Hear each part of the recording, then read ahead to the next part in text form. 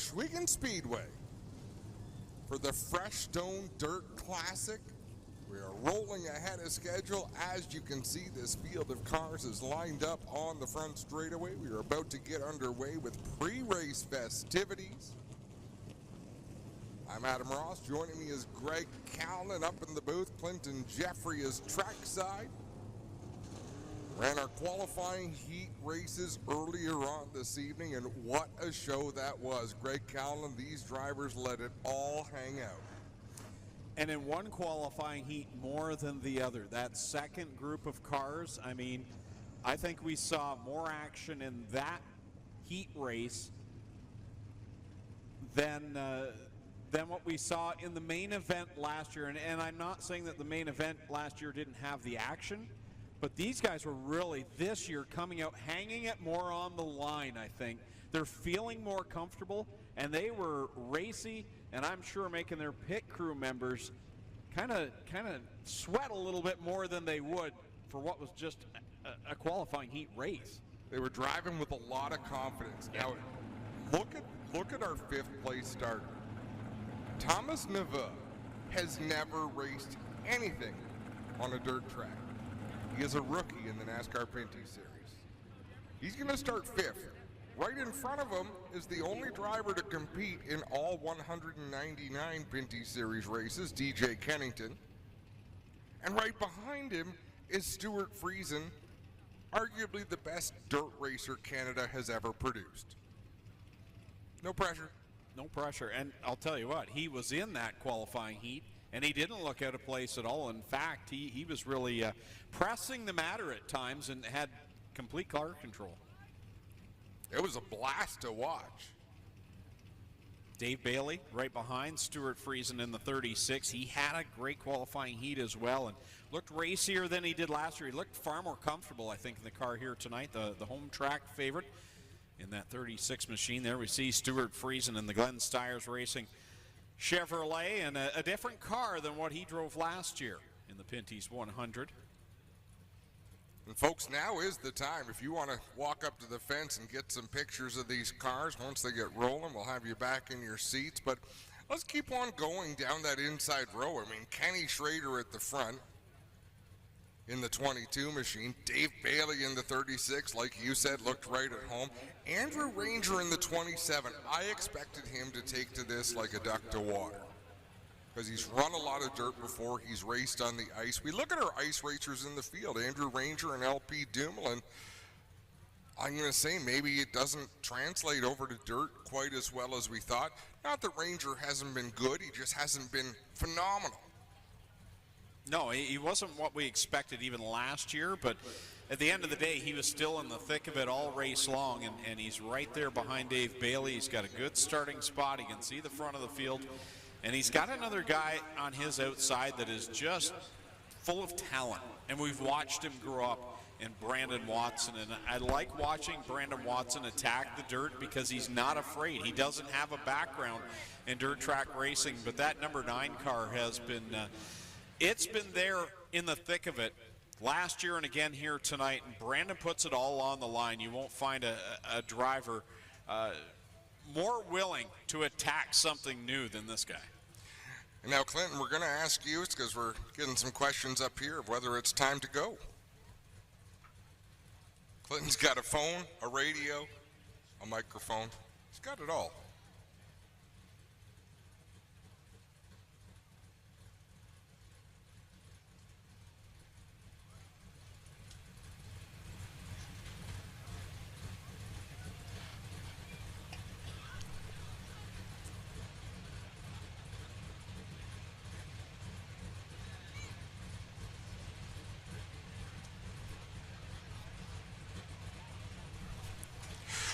Race fans, it's time to meet the starting lineup for the Freestone Dirt Classic. 24th from Saint-Damas, Quebec, the GM Paillet Chevrolet Canada number 01, David Hebert. 23rd from Ganawagi, Quebec, the K-Fiber Optic Bullies Truck Stop Chevrolet number 66, Wallace Stacy. 22nd. He lives just off of turn number 2. In the GSR Ohsweken Speedway Chantarelli Chevrolet number 0, Glenn Stiers. 21st from Trois-Rivières, Quebec, the WeatherTech Omnifab Dodge number 47, L.P. Dumoulin. On the outside of row 10, from Muskoka, Ontario, the Muskoka Mod Center, Muskoka Aircraft Chevrolet number 38, Michael Gowdy. To his inside from Oakville, the O'Neill Electric Milwaukee Tools Wonderbread Castrol Dodge number 84, Larry Jackson. 18th from Picton, Ontario, the Curb Records Strodes SSP Truck Line Chevrolet number 98, Malcolm Strawn. 17th from Hamilton, the GSR Solo Performance Exhaust Hallnor Mechanical Dodge number 4, Trevor Monahan.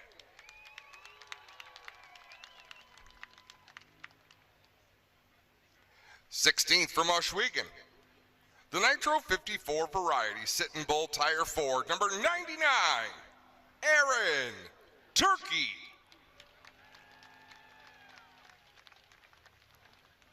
15th from St. Leonard d'Aston, Quebec, the GM Paillet Chevrolet Canada number 96, Mark Antoine Cameron.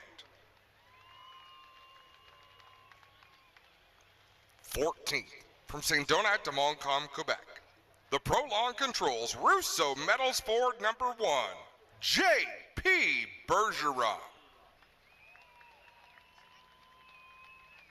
13th from Terrebonne, Quebec, the Assa Abloy Fast Eddie HGC Chevrolet number 3, Alex Gannett.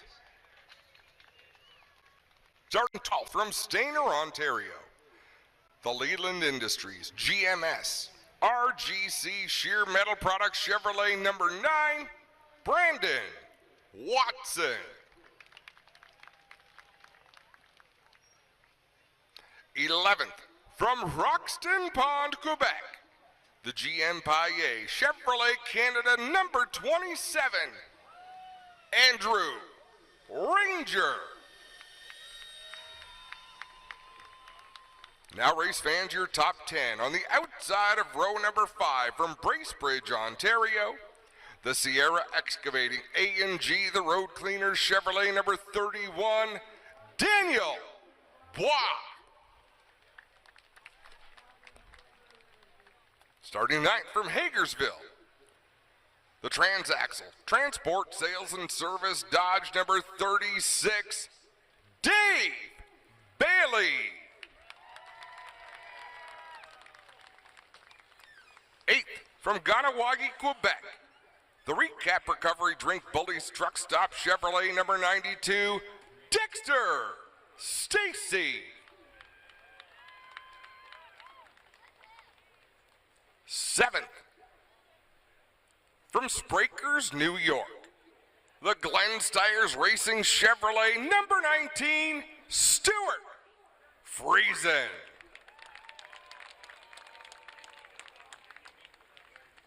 6th from St. Eustache, Quebec, the Gates Hydraulics Napa Auto Parts Dodge number 74, Kevin Lacroix.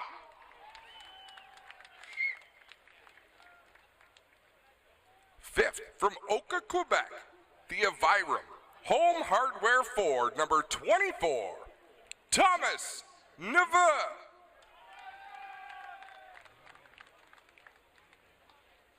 4th from Lachenaie, Quebec, the St. Hubert NTN Bearings Quick Genetech Chevrolet number 18, Alex Tagliani.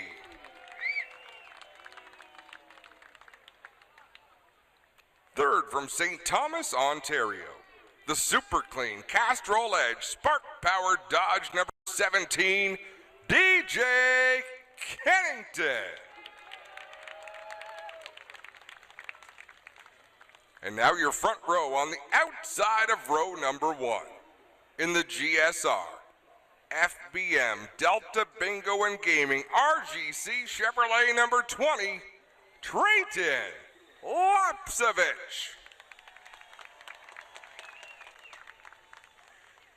And on the pole from Fenton, Missouri, the APC Auto Parts Center's Federated Auto Parts Pennzoil Chevrolet number 22, Kenny Schrader. Race fans, that is the starting lineup for the Freestone Dirt Classic. We now send it trackside to Clinton Jeffrey. Thanks a lot, Adam. As we get all our major events started here at Ohsweken Speedway, how about a hand for the Six Nations Smoke Dancers? Oh, we are way, oh, we are, oh, we are, we are, oh, we are, oh, we are, way, oh, we are, oh, we are, we are, oh, we are, oh, we are, oh, we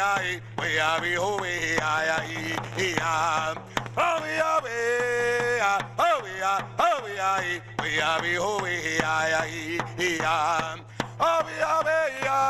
oh, we are, we are, oh, we are, oh, we are,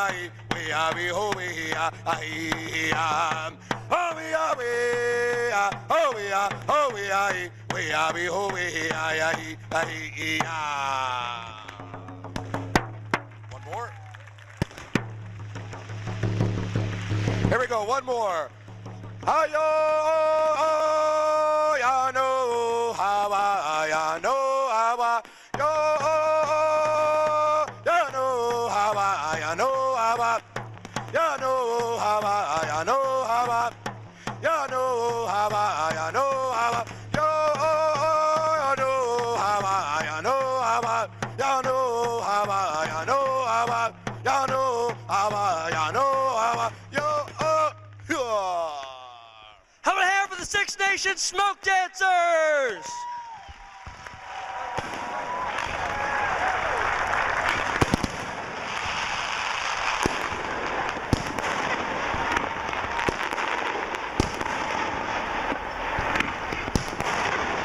Well, fans, it's just about time.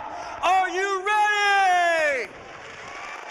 Help me do it now. 3, 2, 1. Driver, start your engines!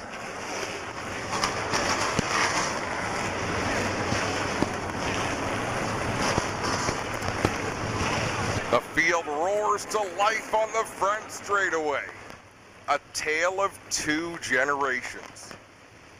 Our pole sitter, Kenny Schrader. What years was it, Greg, that he sat on the pole for the Daytona 500, driving the Bullseye number 90? Oh, I was thinking the Kodiak Chevrolet there for a few years. He was on the pole in the early 90s, 90, 91, I believe it was. But yeah, I forgot about the Bullseye barbecue sauce machine as well. Trayton Lapsevich was born in this millennium. 19 years old on the outside of row number 1. As the field rolls down the front straightaway.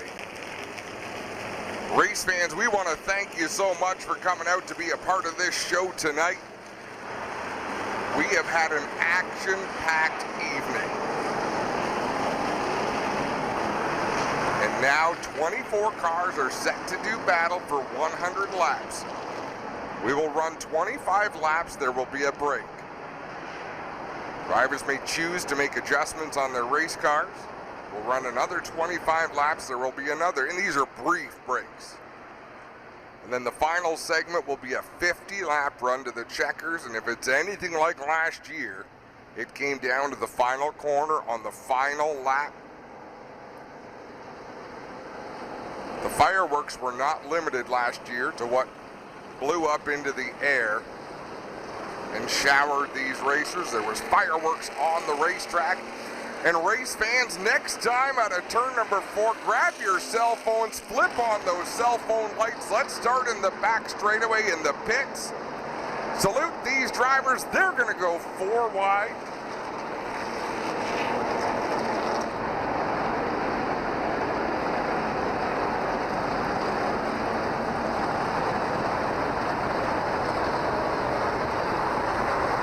On the front straightaway, grab your hats, grab your programs, grab whatever's nearby. Give these drivers a wave, they're going to be waving back.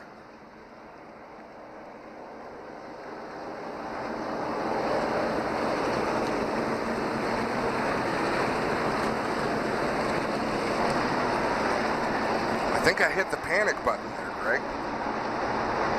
What am I, new?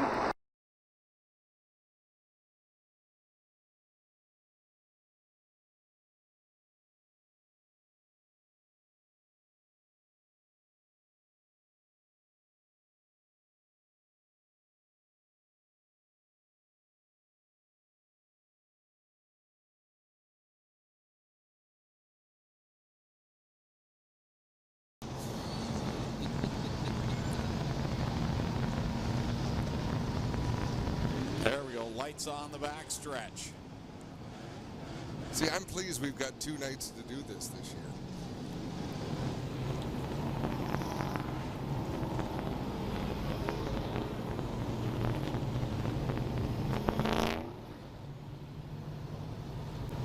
Field of cars ready to go.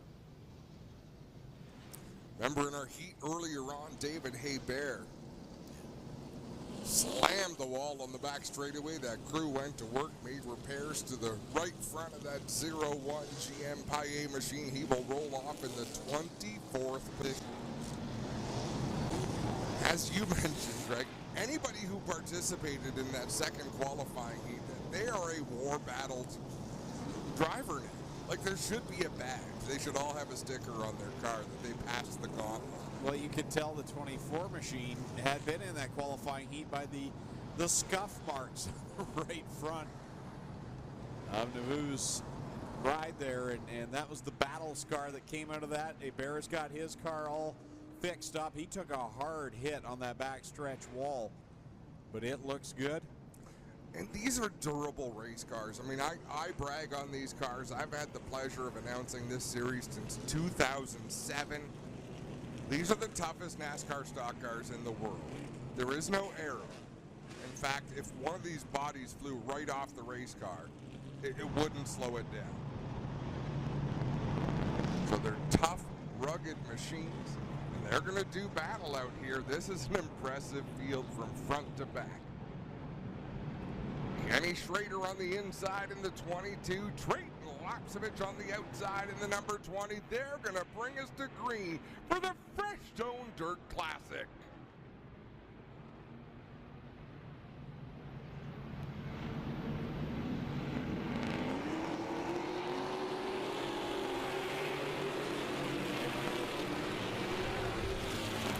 Clean start down into turn number 1. Schrader down low. Lapsevich with a good run off the second turn. They'll race door to door down the backstretch. Already 3 wide behind the top 5. Stuart Friesen works to the inside of 3 cars. Make it now to his outside as they're 4 wide. Dave Bailey tried to stick a nose in there. They come down the front stretch and complete the first lap. It's wild. 3 wide at the front. Who had Alex Tagliani swinging to the outside to go 3 wide on their bingo card tonight?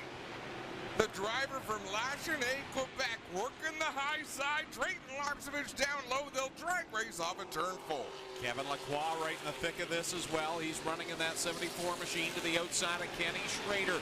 He's riding that same line as Tagliani now through corner number 2. Schrader has slipped back to the 4th spot. And it's only a matter of where they are in the rotation here of getting their opportunity to go racing. Tagliani going to lead this lap as well with Trayton Lapsevich second. Wow, nice save there by Bois on the front stretch. The back end of that car was wobbling side to side as he got a little help from behind. Now he works to the inside of Dexter Stacy down the back stretch. The lead pack of, we got one sideways on the front stretch. That's Wallace Stacy. He'll get that car rolling.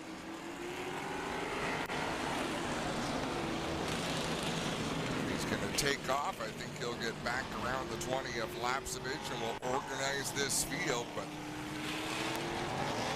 this is already different than what we saw last year, isn't it? Yeah, it definitely is. It's, well, you look at it, there's a lot more car control, and you're seeing some guys last year that struggled out of the gate, showing a lot more confidence. And Tagliani's a perfect example of that. You mentioned, who would have seen him making it 3 wide on the outside and drop the green flag. There's some drivers I think, as the more laps wind on, are going to get more and more confident. And we're seeing that early on here tonight already. We should mention only green flag laps tonight count, as Glenn Steyer's giving a shove to Trevor Monahan down the front stretch. So let's have a look at this replay. I believe we're going to either look at Wallace Stacey spinning or Daniel Bois getting sideways. Just kidding. Tagliani leads the way over Trayton Lapsevich in the 20, Kevin Lacroix in the 74, the 22 of Ken Schrader. 17 of DJ Kennington rounds out the top 5. They were racing in a tight pack with a bit of a gap back to Dexter Stacey in the 92, the 19 of Stuart Friesen. See the shine on the track, the lights as the cars go by, the glow off of it. That gives you an idea of how dry slick this racetrack is. But no, the only dust we've seen was very early tonight, really in practice. Yeah, it's been sealed over well. A couple of different types of compound on this racetrack. We're General Tire here for the NASCAR Pinty series. Oh, there's no rubber coming off of those tires. No.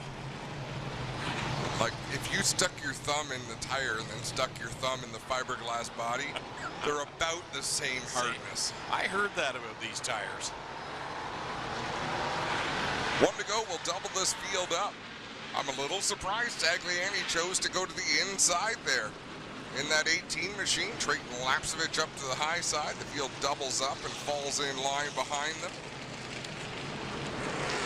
I expect on these restarts this, and I mean dirt racing more so than asphalt, a veteran driver expects to gain a spot or 2 on every restart. So I look at the 19 of Friesen, the 36 of Dave Bailey, people who are dirt savvy.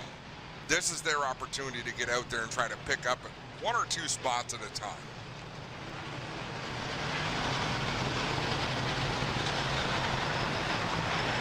It's been a slow pace coming back to the green flag in the restart zone, just off of 4, 2 orange cones on the front stretch fence. And the leader down right tight to the wall, down where there's a little bit of moist clay, trying to find a little extra bite to get that launch down the straightaway. Whoa, Tagliani sideways. He'll go around in front of the field. A full 360. We stay under green. Your race leader now runs in 18th. How did everybody miss that? And now it's Glenn Steyers that's boxed in behind Tagliani, giving him a shot in the rear end, saying, come on, get out of my way. As out in front, last year's winner in the top spot in that 22 car, giving chase this year, driven by Kenny Schrader. The driver who led the first half of the race last year, Marc-Antoine Cameron, he is just inside of the top 20. Lapsevich puts another lap down as it's 5 on the board in this one. 100 laps will be the distance. He bobbled. Sorry, Greg. I'm just stomping on you tonight. This is terrible. It's like we're married. Trayton Lapsevich working that bottom side so smooth. And these were the 2 cars in the qualifying heats that were head and shoulders better than anyone else. And they're starting to gap Kevin Lacroix right now in that 3rd spot a little bit. Still impressed by Daniel Bois up there, hanging on with Dexter Stacey, and they, with Dave Bailey now, will go 3 wide into corner 3. Bailey down to the bottom of the racetrack to the inside of Stacey. That car slowly drifts up the banking. There's still room for 2 cars to his outside, though. Stuart Friesen right behind them. He's looking for room as well. Stuart Friesen looking to make it 3 wide. He'll go through the middle of Stacey and Bailey, following Daniel Bois, trying to get his way into the 6th spot. He and Dave Bailey door to door through corner number 4. All the while, Brandon Watson giving chase. Fantastic racing in the second half of the top 10. Up at the front, Ken Schrader is right behind the 20 of Trayton Lapsevich. Whoa, Alex Tagliani does a 360 off of turn 4 across the start-finish line. He'll grab a gear and take off once again. Some of this racing from 5th on back is kind of what we saw in that qualifying heat, Adam. There's drivers being a little more aggressive than what I think we saw even last year, trying to make those moves. And here comes Stuart Friesen to the inside of Bois, and ahead of that, it's DJ Kennington challenging for the 3rd spot. Kevin Lacroix got up to the top of the racetrack, just about ran out of banking. He had to lift last time in turn number 2. That allowed Kennington the opportunity to drive to the bottom of the track. That's where he's pedaling right now. Kennington trying to get the power down in that 17. Top 2 continue to be broken away. They can see Tagliani directly in front. Ken Schrader riding behind Trayton Lapsevich. Lacroix now has got back by DJ Kennington and keeping him in tow, but a little wobble there from the back end of the 74 allows DJ to move back down to the inside. Kennington trying as hard as he can down there on the bottom of the racetrack. It is tough to go down and make that pass. They just about make contact off of turn number 4, but they keep them straight out in front. Alex Tagliani runs the risk of going a lap down. We're about to complete 13 laps of this Freestone Dirt Classic. The top 5 right now, I think Kevin Lacroix looks like he's got the biggest handful when he's going through those corners. The back end looks like it's right on the verge of wanting to come around, but he's doing a fantastic job holding down that 3rd spot with DJ Kennington right there. I have a concern for our race leader, Trayton Lapsevich, as he closes in on Tagliani. He's using a line that worked for him last year, but my concern, Greg, is he's gone to it too early. A dirt track with these tires, as we got mixing up off of turn number 2, Larry Jackson goes around off the front bumper of LP Dumoulin. He goes for a second spin down the back stretch, and he'll get that car in the right direction. We stay under green. All that right in front of the leaders, and Kenny Schrader checked up just a little bit, so he'll lose touch from Trayton Lapsevich. He'll now have a couple of lap cars between he and 2nd place, as we see the 18 of Tagliani showing smoke out of the back end. On a dirt track, especially with these heavy cars and the tires they're running, every time they go around the racetrack through the corner, they're polishing this clay. It's getting smoother and smoother and slicker and slicker. So as Trayton continues to run that line that worked so well for him late in the race last year, he's actually making that line a little less effective every time he runs it. Setting a good pace here as he works by Aaron Turkey in the Sitting Bull number 99. Ken Schrader behind that 99 machine. So a little gap between the top 2. Stiers goes around in turn number 1, gets the car righted. He'll battle with LP Dumoulin side by side down the backstretch. This happening about a half a straightaway ahead of Trayton Lapsevich. Right now the fight for 3rd into some traffic as well, as Kevin Lacroix splits between Strawn and the 18 of Tagliani. DJ Kennington still right behind him. Then you've got a lap car back to Stuart Friesen, who's kind of by himself right now. He does have Daniel Bois a couple of car lengths off his deck lid, but he's trying to get by Larry Jackson down the 84. Race leader coming off of turn number 4 to complete lap number 19. He's got 8 car lengths over Ken Schrader in the 22. A couple of slower cars ahead of him.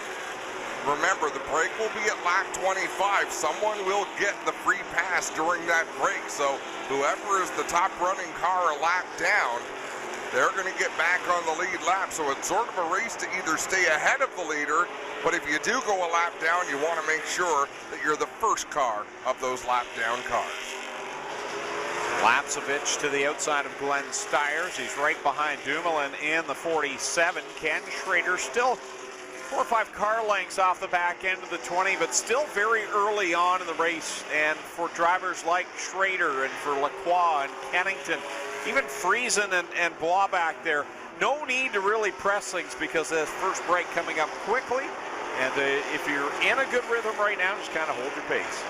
Trayton Lapsevich working the inside of LP Dumoulin, but I agree with you 100%, Greg. Everybody right now up there in the top 6 cars is probably pretty content with where they're running. Leader puts down lap number 22 as he works to the inside of Dumoulin, and Schrader is there now. He's right there to the back bumper of this pass on Dumoulin in the 47. In fact, here he'll drop alongside Trayton just a little bit off of corner 4. And still Schrader not getting that car sideways in the lease. He is keeping that car straight as an arrow all the way around the racetrack. In fact, he goes in a little bit tight. And then he'll come off in a straight line just ahead of LP Dumoulin. 24 laps complete this time at the line. There's a battle right there in front of the leaders, not wanting to go a lap down, but it'll be a lap from now that we'll see the break. Cameron trying to hold on to his car as he sees the leaders bearing down. Wallace Stacy would be the next car in line to go a lap down, and it's Dumoulin that right now would get the wave around. They'll come down across the stripe, and I believe what they will do is let the whole field complete lap number 25, and then they will throw the yellow. So we should see the yellow displayed after Wallace Stacy comes by. Leader into corner number 3. I was going to say, or Marc-Antoine Cameron, depending on who has that final spot. Yellow flag will be displayed. Don't think it's a big surprise that Trayton Lapcevich is out in front. Kenny Schrader runs in the second spot. What is a big surprise to me is the 18 of Tagliani took the lead, and then the 18 of Tagliani spun out in front of the field and nobody hit him. Yeah, we had an opportunity there for 2 or 3 pretty substantial collisions that didn't happen. And in fact, we stayed under green in a couple of situations where it looked like we might not be able to. So drivers keeping good control, and there goes Dumoulin. He'll go around the leaders and back onto the lead lap, so that would then make Glenn Stiers the first car 1 lap down. So this will put 18 cars on the lead lap. Trayton Lapcevich, Ken Schrader, Kevin Lacroix, DJ Kennington, and Stuart Friesen, your top 5. 6th through 10th, Brandon Watson, Daniel Bois in the 31, the 36 of Dave Bailey, the 1 of JP Bergeron, and the 24 of Thomas Neveu. 11th through 18, the 3 of Alex Gannett, 27, Andrew Ranger, 92, Dexter Stacy, 01, David Hebert, 4, Trevor Monahan, 96, Marc-Antoine Cameron, 66, Wallace Stacy, and 47 of LP Dumoulin. How about that Wallace Stacy? Staying on the lead lap. Great job by him. Everybody else from 19th on back is just 1 lap behind the leader.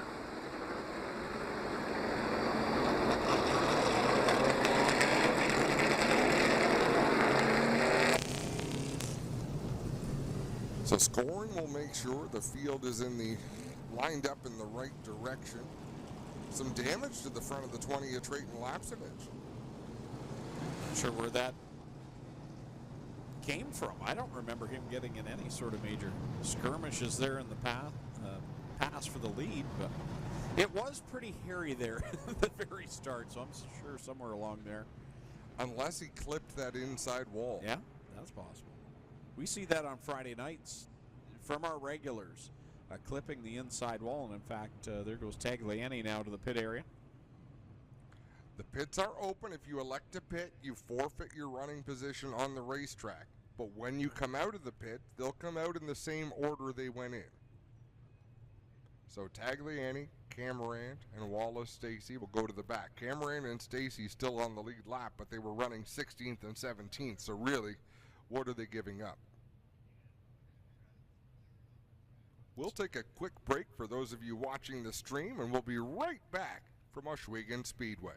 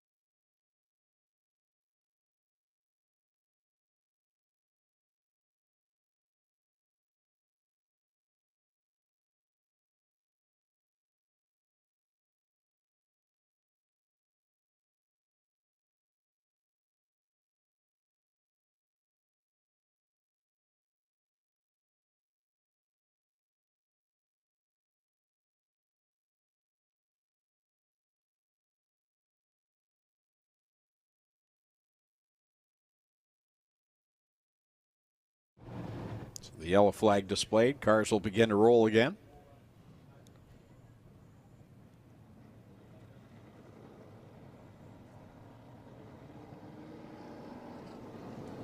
And we'll do this again. 25 laps. And then we'll do the same thing. Yellow will be displayed. The field will be frozen. Clinton Jeffrey, what's going on in your world? Well, we just run our back. These three cars made their way back out to the tail end of the field. Tagliani, obviously, we watched them work on that car. They had all kinds of body damage on the rear end, pulling off body supports, and both tires had a bad rub when they got them off, Adam, on the rear. So hopefully they got those tire rubs cleared up. And you talked about these how tough they are. Those things were rubbing on them. They made a big groove on them, but didn't puncture them. Those are tough General tires. They can take a fierce rubbing, Greg. Should be fairly quickly to get the field sorted out. The lap down cars being sent to the tail end. In fact, Tagliani's a lap down, isn't he? Yeah, he's a lap down.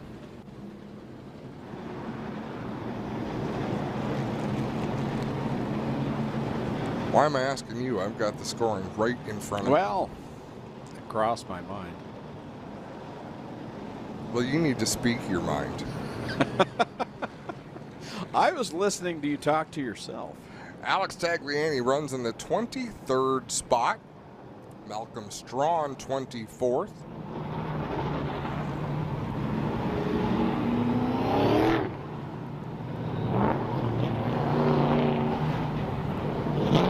Good solid performances right now. Daniel Bois, Dave Bailey. Bergeron's doing well too. He struggled last year, and we talked to him before the race tonight, and he seemed really excited to get back at it here, and said he got his start iRacing. Yeah, that was pretty cool to hear. I mean, ultimately, for my money, Greg, they're all doing a good job, right? Like even some of them, hey, you went a lap down in this big deal. Like 4 of them spun out, and we stayed under green. There's been a lot of activity. You can see these drivers figuring things out as they go.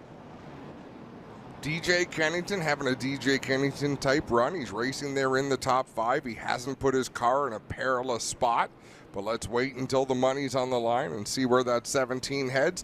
1 to go. Next time by, we'll go green. Trayton Lapsevich going to start on the inside. Kenny Schrader up on the outside. I felt with DJ, he maybe looked like he could have gotten by Kevin Lacroix, but was comfortable to run where he was. He didn't need to push the situation, and riding comfortably up there in the top 5. So Stuart Friesen hanging in there as well in the top 5. He's come a long way with that car here this evening, and that was kind of the run he had last year in this event. He wasn't really there the first part, but boy, the end he was. That's when it matters. Be there when they start paying the money. Look at that crowd on the back straightaway. Fantastic to see here at the Big O. We're about to head back to green. Mike Charret with a green flag in the air. Stage number 2 is underway. And Trayton Lapsevich pulls away. Look at Friesen down to the bottom. It's 3 wide for a moment. Lacroix sticks the nose to the inside of Kenny Schrader down the back stretch. They'll race side by side into 3 and 4. Lacroix inching forward, but I think Schrader's going to have the run as they come off the corner. Lacroix will try to close the door on DJ Kennington. He only half closed it. Left it a little bit open. Kennington poked a nose out there. I think he'll be satisfied just to get out into some clear racetrack. Behind them is Brandon Watson in the 9, the 19 is Stuart Friesen, the 36 of Dave Bailey doing battle for that 5th spot. Yeah, from 5th on back, it's a little bit hairy. Now Friesen, Bailey, and Bois have singled out, but behind that, they're going at it door to door. And Bergeron right now in the middle of Gannett and Ranger, and oh, Bois got really sideways off it too. He was able to collect that race car. Thomas Neveu drove right up to the back end of the 31, then drove to the inside. They'll race side by side off of 4. Neveu trying to close the door, but Daniel Bois was there. David Hebert's making some nice moves. Watching him as he worked off of 4 that time, he was driving that thing like a dirt modified off the 4th corner, and Remember, he started at the tail, had the problem in the heat. He's methodically trying to work his way toward the front. Showing some pretty good car control out there in that 0-1 machine is DJ Kennington again to the inside of Kevin Lacroix. That's a battle for the 3rd spot. Kennington down low, Lacroix to the outside. Brandon Watson now has moved up into the heat of this battle as well. He'd ridden outside of the top 5, but now he's right there in the 5th spot as he's moved by Stuart Friesen. Ken Schrader in the tire tracks and Trayton Lapsevich. They've got half a straightaway advantage over Kevin Lacroix and DJ Kennington. They're side by side for 3rd, side by side for 5th, right behind them with Dave Bailey in that 36 machine, all by his lonesome. If I'm Dave Bailey, I kind of like where I am right now. They're going at it in front of me. There's a good gap behind me. It's still early on in this race. I'm in a good spot. He's probably got the best seat in the house at this point. Oh, nice job by Malcolm Strawn to avoid that. My goodness. He had to turn hard left. Oh, a bear goes around with, is that Dexter Stacy up there? Yep.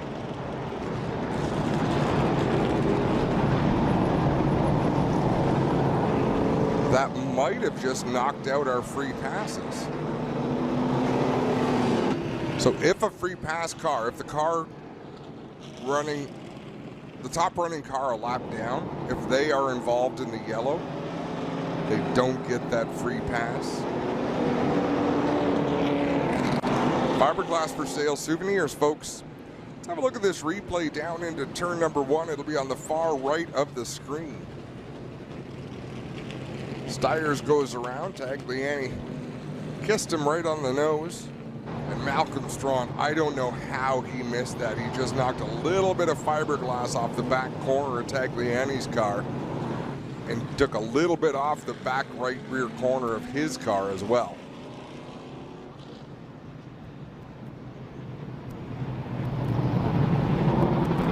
Laps complete of the scheduled 100-lap distance here in the Freestone Dirt Classic. Don't forget, we're going to do it all again tomorrow. The only difference, it'll be the Pinty's 100, but we'll also have the 360 sprints and the crate sprints. See Tagliani over in the pit area, and this has been a rough start for the driver of the 18.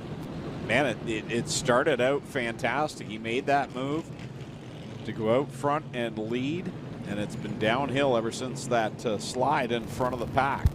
Well, guys, they got a problem with the nose here. Both fenders in the nose are very loose, so not many body supports holding it up. They're going to have to tape it up and do something here to get this 18 car through the rest. They've gone to the speed tape now, and they'll start making bandages on this fiberglass nose.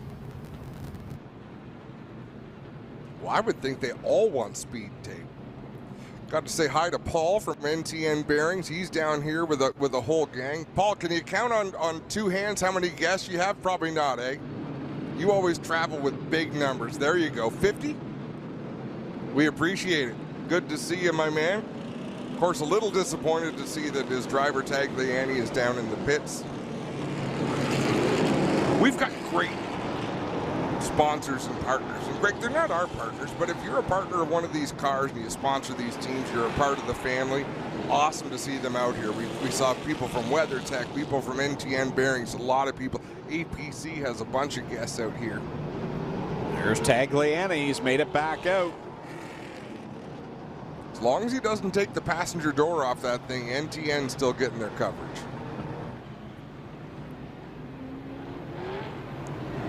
Do you notice the intensity was starting to just pick up another level here? I mean, we're to the 30-lap mark now. Things just seem to be not quite there where we're going to see it at the end of the race, but it's ramping up. I think that's a perfect way to describe it. I mean, what we watched Dave Bailey doing, sort of staying close enough that if someone got really screwed up, he'd pick up some spots, but happy in his own little bit of real estate. But everybody from about 8th place back to 20th, they're all starting to get antsy. You can see it in the way they're driving. Looks like we're going to stay under caution. Okay, they're sending the 18 to Tagliani. Good reflexes by him to make the hard right turn to get up there. They'll probably have to peel the remains of that back bumper off the 18 machine. And they're much better to extend this yellow by a lap or two then have to go yellow after they restart this race, because they certainly would have had to. Yeah, I believe they found something on the backstretch as well, so they're picking up. Oh, no, that looked like a bungee cord. It did, Greg. I'm not sure. It looked longer than a bungee cord. You'd think, well, maybe the two of them just fell off the 18's nose. Not sure what it is. We'll get over to the race med safety team and see if we can find out. Maybe Adam or I lost our belt on our way across the track earlier on. You would have seen my pants trailing behind me if that was the case. This belt isn't for fashion. Confirmed, bungee cords on the back straightaway. That's what it was, guys. That was a long bungee cord. I thought he was going to say confirmed. Adam Ross has no fashion. Well, that isn't worth the report. That's a given. I liked him better when he was in a banana suit. So to explain to the fans, every other race NASCAR Pinty Series runs, every lap counts. But for the dirt racing fans, we know what you're used to. If it's a 100-lap race, you're used to 100 laps of racing, and that's what you're being given here this week. I think it's an awesome format, especially because we don't have an active pit road. Yeah, you'd lose a lot of laps in time having to go off track to go to the pit area, so it works out perfect here as we get ready to go back to the green flag. Let's see what Lapsevich does. If he can scoot ahead of Schrader again. Beautiful restart again. Yeah, Lapsevich timing those restarts very well, almost to the point where I wonder if it's planned with Lapsevich and Schrader in their spotters. Side by side behind Schrader and then on back. Oh, Watson got into the left rear of Friesen. He got a little sideways, gathers it back up. No harm, no foul. Dave Bailey drove down in that corner with a head of steam. He had to take evasive action. It looked like an aggressive move, but I think it was more defensive to avoid crashing. 3 wide, they race off at turn number 2. Dexter Stacey on the outside, Cameron in the middle, David Hebert down low. They're 3 wide further ahead as well. Lap number 32, make that 33 up on the board now as Lapsevich gets a little high into 1 and 2, and Ken Schrader closed the gap. He's got about 3 or 4 car lengths back to DJ Kennington in third, who's finally gotten by Kevin Lacroix. Yeah, let's see if Kennington can keep pace with that top 2. Now that he's up into the 3rd spot, a little further back, Dave Bailey duking it out with a couple of teammates. Thomas Neveu in the 24, the 1 of J.P. Bergeron. So the outside groove is the groove to be in for these cars. It's the opposite of most paved tracks where they run around the bottom, and if they want to make passes, they go to the outside. Here, you run the outside, and if you want to try to make a pass, you're going to drop down on the racetrack.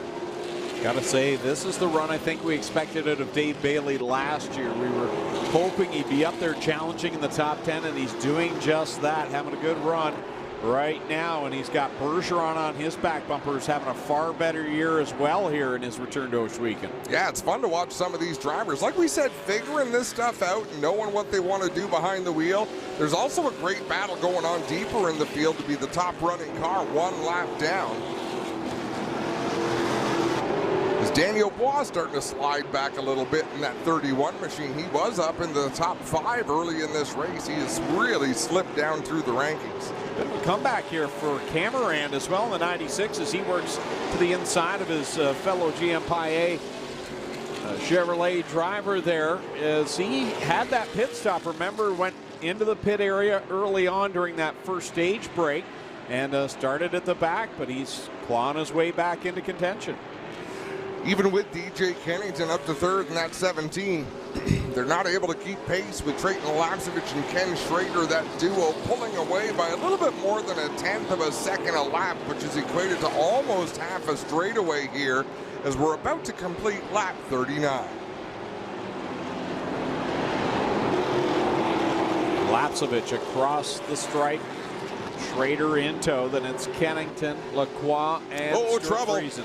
Trouble in turn number 4. It's Dexter Stacey around. He has pointed the wrong direction. He has come to a stop up in the racing groove. That's going to bring out a yellow flag here with 39 laps complete.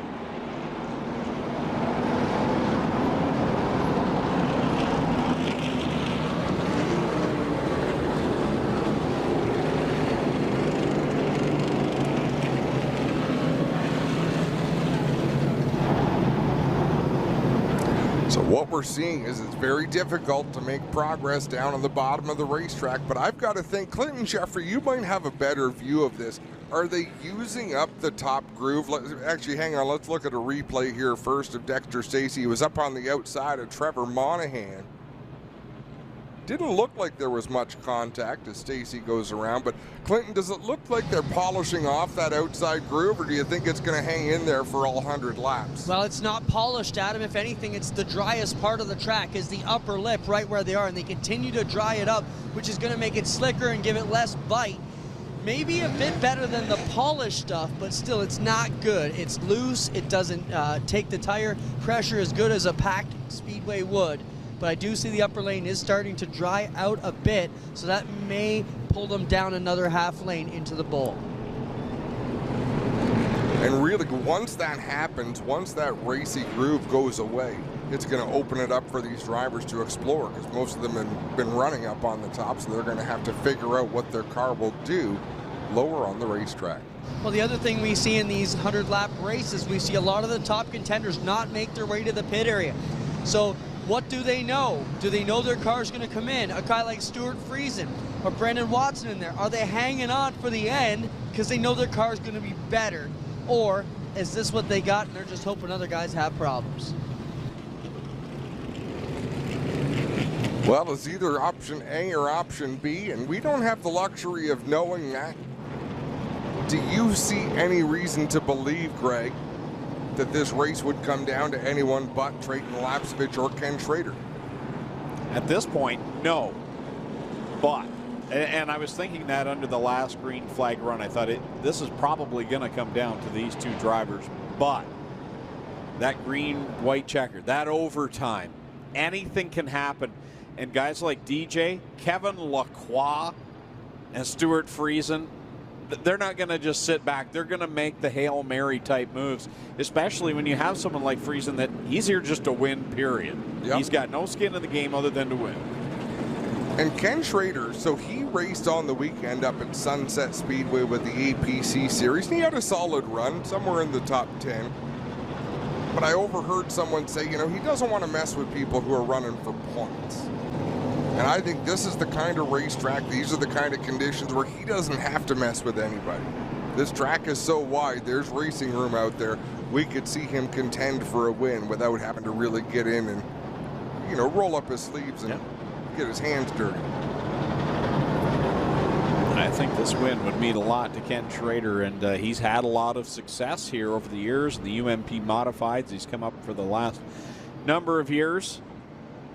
He knows his way to victory lane here. Well, he runs his Getting Dirty with Kenny tour, where he brings up a fleet of dirt modifieds. Well, guys, let's talk about it. Kenny was here on Thursday morning for that race, had to fly to Eldora for the SRX event, then flew back to be at Merrittville Speedway on Saturday, then drove up to Sunset Speedway and raced up there during the day. It's been a crazy week for Schrader here in Canada. That's not a crazy week for Ken Schrader. That's called a week.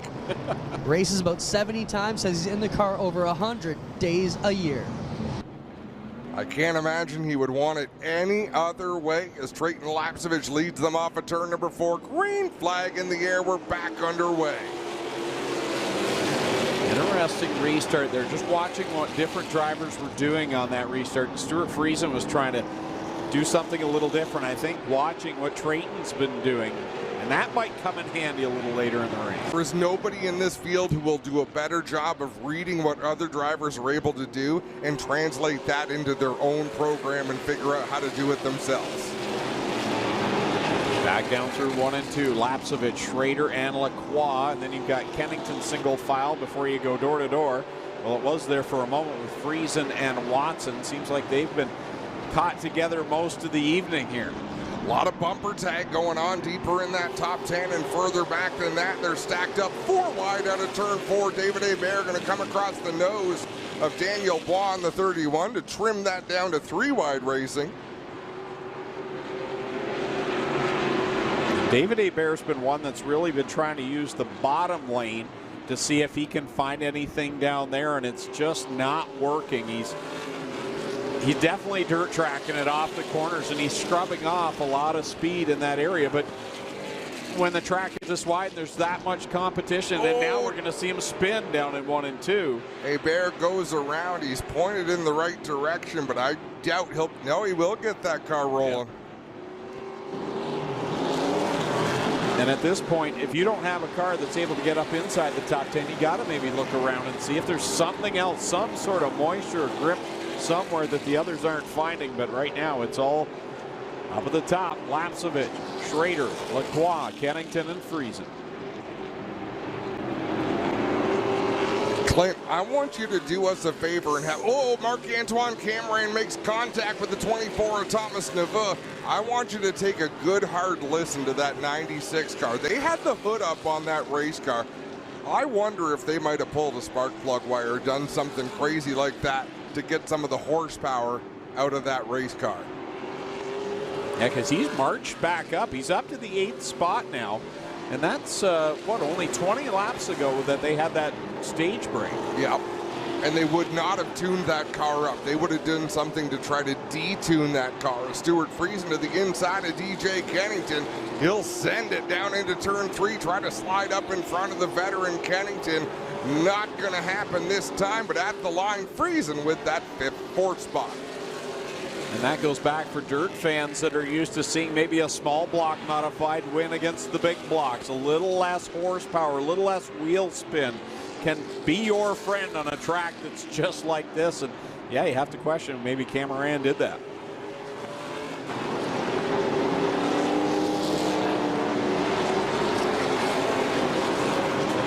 I can't differentiate from up here. We can't tell one car from the other really. But Cameron is making tracks out there in that 96 as he tries to take over the 7th spot from Thomas Neveu. Top 2 so steady right now. Lapsevich and Schrader 1 and 2. They've been basically running like this, about this distance apart from one another, and neither of them pitching it into the corner. Look at Dave Bailey trying to do what Friesen did on the inside of Neveu. He got a good run off of turn 2. He'll drive it deep into 3 and 4, come up across the nose of the 24. Now let's see if Thomas Neveu, here's a driver who has never done a slide job if he's never been in a dirt race. And he's still never done a slide job to this point. But he did cross over the 36 of Dave Bailey and try to pass him back. Just behind them, JP Bergeron getting around the 3 of Alex Gannett. Oh, David Hebert at the back of the pack right now. I was about to say the leaders are starting to catch him, and he was full on sideways down the backstretch. Tiffany Gate midway point. The midway leader is Trayton Lapsevich, and the yellow flag will come out for the final break of the evening.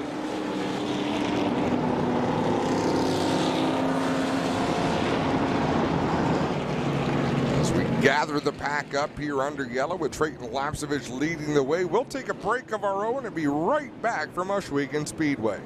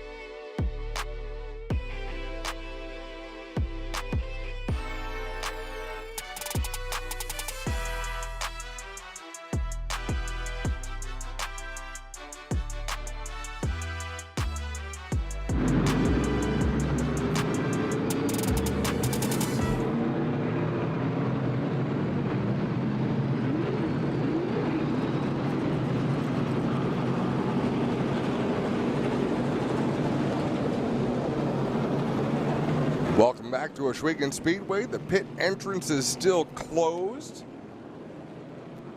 It is a curious position. So the pit open, pit closed flag person is Amy Wong, NASCAR official. She's one of the longest reigning NASCAR officials that we have here in the NASCAR Pinty Series, and she is located on the inside of turn 2, just between turns 1 and 2. So it's either a red flag with a yellow cross on it or a green flag. Green flag will mean pits are open. We've got the free pass car back around the pace car, and it's Alex Tagliani. That should allow us to open pit road very soon. It's not. There we go. Amy Wong with the green flag up in the air, and that means if you want to go to the pits, now is your opportunity. Who is going to go, Greg Calnan? Yeah, let's see if there's any takers at all. You can't think there's going to be many amongst the top 10, although with 50 laps left to go, I guess if you think you've got a change you can make, and someone like Marc-Antoine Cameron made it work, I think, yeah, we're going to go pretty deep. It's going to be Andrew Ranger, the first car. Well, remember what he did last year during this opportunity. They poured a bucket full of mud in the trunk of that race car because they wanted some rear weight. Dexter Stacy follows, so does Aaron Turkey. Mike Gowdy, Malcolm Strawn, and David Hebert all go to the pit area. I believe Clinton Jeffrey went back there. So we may get some views of what's going on. Yeah, we're back here, Adam. Andrew Ranger has pulled into his pit stall. We'll follow as another one comes in here, and we'll give you all the story we got.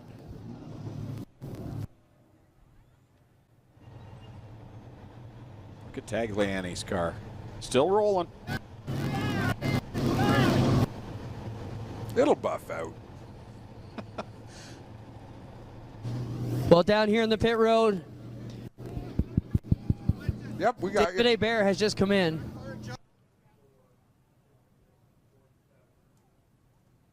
Oh, Joel Robinson just came out to me and said a spring rubber. Spring rubber into the 27 guys, and they're making an adjustment on that. Now the crew's able to go to work here on the David Hebert number 01 as well. And we're sketchy back here, so we'll just try and give you some images. Yeah, it looks like they're trying to peel away some body work. That's bizarre. Well, maybe it's just body braces. It doesn't look to be interfering with that left front. Yeah, you're right, Adam. A little piece of the side skirt there is flapping away on the David Hebert 01. A little bit of a snip.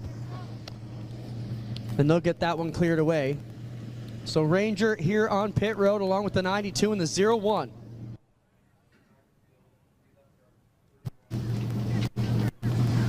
Beautiful night for racing.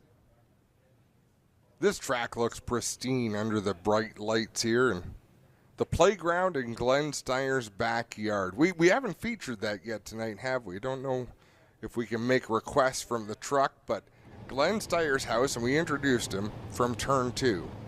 And he very literally lives in turn 2. There's blue lights around the edges of his property. There it is. There's the Glenn Steyer's homestead. So on the right is the original house that's been here as long as we've been coming here, Greg. Yep. The left part of the house is all addition.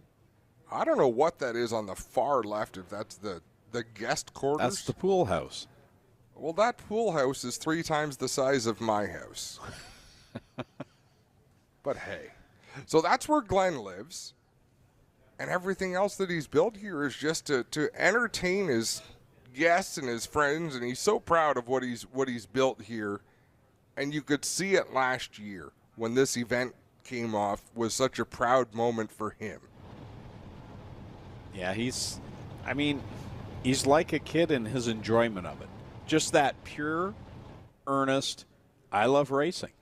And when you talk to him about how he got started in racing and his uncle taking him to the racetrack, you see that side of Glenn. And Glenn is one of the nicest, most generous people you'll meet. Just a great guy. And I don't say that because we work for him here at the racetrack, but he is genuinely a great guy. And I don't think I've ever personally seen Glenn cross with me or anyone around me, but he just loves and has a passion for it. And we saw a shot there of the original house. And if you've ever been in there, it's beautiful from the living room, the kitchen, and you're there and there isn't a motorhome parked out in front. You just see the track. Like, what a vision to wake up to and see every day, and just, it's got to bring a smile to your face out those big windows. If you follow him on social media, you'll see that Glenn Stiers is a well-traveled individual. He goes to a lot of exotic places, cool places. He likes to share where he's at. You'll also see him out here on a piece of farm equipment at all hours of the day and night, because that's what needs to be done to make the track better. He's definitely a work hard, play hard individual. Friday night, I was walking across the track to go over to the pit barn after the races were over, and the grader goes by, and I hear the horn beep, and it's Glenn. He's out there after the races doing what work needed to be done, getting ready for this week of. We gave kudos to Zigger Van Tile, who oversees all the work done on the racetrack. I mean, it's all done under Glenn's umbrella, but Zigger, we have had challenges this year with the racing surface, particularly in turn one. There's some soft spots. He outdid himself here tonight. Oh, he did, absolutely. And this is the perfect racing surface that we wanted to see, and Mike Bowman's really happy about what Zigger did as well. I wonder if he'll get a percentage of the 50,000. Yeah, because this was a Mike Bowman track for the sprint car division, that's for sure. What's also great news is we understand there might be some weather coming through the overnight hours, maybe into tomorrow. The nice thing is this track is sealed over. Yeah. It is so packed down, so it'll get real slick, but they should be able to combat Mother Nature a little bit this week because of these conditions. Field doubling up. We'll get back to it. The final stage here, and we're going to see. This is where things, as the laps will wind down, has Ken Schrader been just kind of watching, biding his time? That's my guess, that he's just been patient and content to ride behind Trayton Lapsevich. Or does Trayton just have the better car? What about Brandon Watson in that number 9? He's been slowly and methodically picking drivers off, but up front it's Trayton Lapsevich in the 20, Ken Schrader in the 22. We're heading back to green. It is the final stage of the Freestone Dirt Classic. Another good restart for Trayton Lapsevich. He's been aces off of corner 4 every time, right off the bottom. DJ Kennington looked low that time on Lacroix. Here comes Friesen now to the outside of the 74, starting to make his presence known. Friesen got his nose to the outside of the 74, and he's not giving it up, but Kevin Lacroix, give him credit. He out-dueled the dirt track ace there through 3 and 4, and he gets up into line. Ken Schrader right behind the race leader, Trayton Lapsevich, but it was Lapsevich getting the run off turn 2. Lapsevich, Schrader, Lacroix, Friesen, and then side by side from there on back. Oh, Cameron, all sorts of sideways. Dave Bailey gave him all the room that he could, but he needed it and then some. Cameron makes the save. Whoa, Trevor Monahan goes around in turn number 1. He's able to get that car pointed the right direction. Dexter Stacy goes around in turn 2. And he is nosed into the turn 2 wall. He will get rolling there. Will stay under green. 53 laps completed in this race, and here comes Ken Schrader.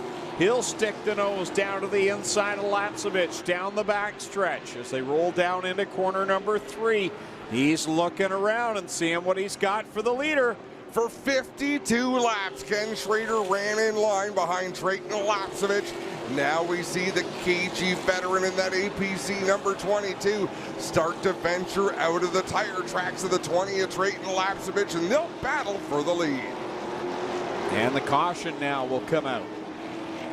Reports of debris along the bottom of turn number 2 wall. They asked if it was along the wall. The answer was no. It's about a foot-long piece of sheet metal in the groove at the exit of turn number 2, so they are going to work on getting that cleared up, guys. That's the cause of the yellow. Probably a body brace, if I had to guess. Oh, Marc-Antoine Cameron showing some displeasure to Thomas Neva in the 24. Welcome to the Pinty Series, Thomas. You're earning your stripes.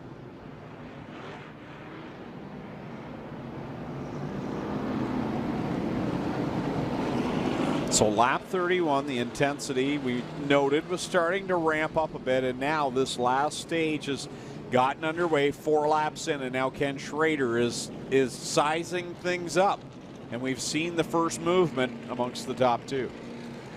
next time this field comes by us, look at the right side of these race cars. You know, the racing has looked fairly similar. Like you said, things are getting more aggressive. But to look at the right side of these cars, they've all got donuts all the way up. But what a show, what a display of car control by these drivers. And for you local race fans, it looks like Aaron Turkey, the driver of the Sitting Bull Tire Nitro 54 variety number 99, is going to get the free pass and wind his way back onto the lead lap.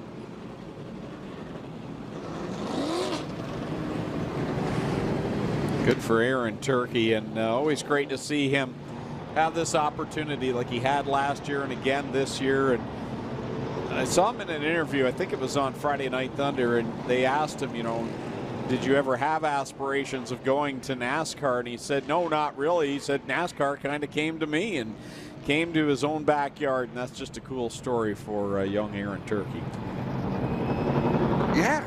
It really is, and he takes that role seriously as being a role model here locally.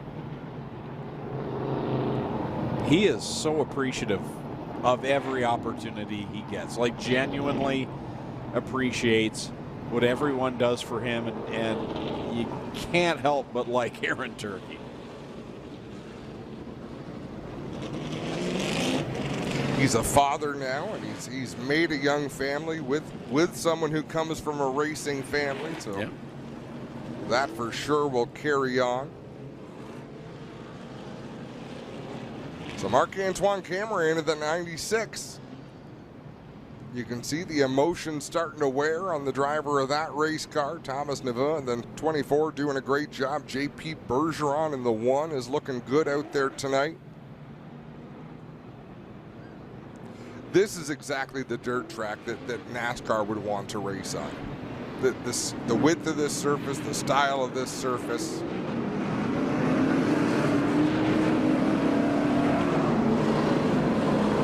Ken Schrader alongside Trayton Lapsevich. So all night long, he has been letting Trayton go on these starts.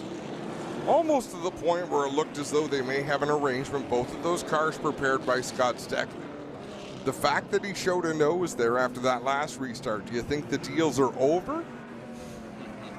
I would wager that guess. Yeah, it's go time. And I know we're still, 46 laps from the end of this one, but it's time to see what you got. And we're going to watch again. Let's see what Trayton does. He's been so good getting that jump. And what does Ken Schrader do? Does he keep pace with him? Oh, yeah, that's pretty even this time. Compared to what Trayton's been doing previously, Ken's there with him. Different style start, but Kevin Lacroix was up on the wheel too. He'll do battle with Schrader as they come off the second turn. DJ Kennington alongside Stu Friesen. Schrader sends it deep down into 3. Here goes Dave Bailey as well to the inside in that 36. Yeah, he's running the Dave Bailey line that we see on Friday nights here in the Thunderstocks, looking down low. All we're missing is his counterpart, Ryan Beagle, out there flanking us outside. Oh, Bergeron goes around. Man, he keeps it off the wall. Good job there by Bergeron. And that may bring out the caution. You see him looking to grab the gear there. Now he'll move it.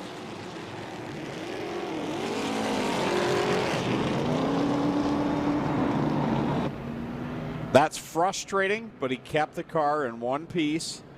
He's been having a very solid run here tonight. Remember last year he spun out and the nose got cleaned off of that car.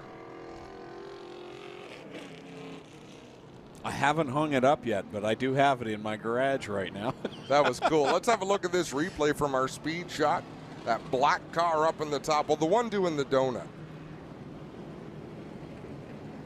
And that's what you call a full 270.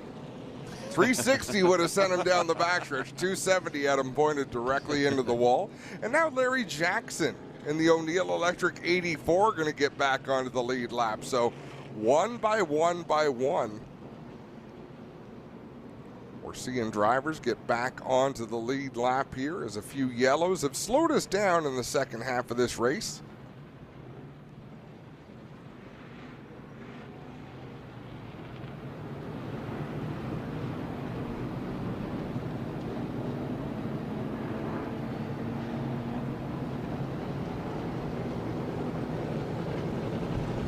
So Lapsevich leading over Schrader. Kevin Lacroix runs third. Stuart Friesen fourth. DJ Kennington fifth. Brandon Watson sixth in the 9. The 36 of Dave Bailey is seventh. 24 of Thomas Neva eighth. Marc-Antoine Cameron in the 96 ninth. 10th is the 3 of Alex Gannett. 11th, the 31 of Daniel Bois. 12th is David Hebert in the 01. 13th is Andrew Ranger in the 27. 14th is the 4 of Trevor Monahan. 15th, the 66 of Dexter Stacy. And I'm not sure, is LP Dumoulin on the lead lap, Greg? Yeah, I thought he got. You know what? Scoring is working, I heard, on the NASCAR site, but he's going to the, so he must not be just yet.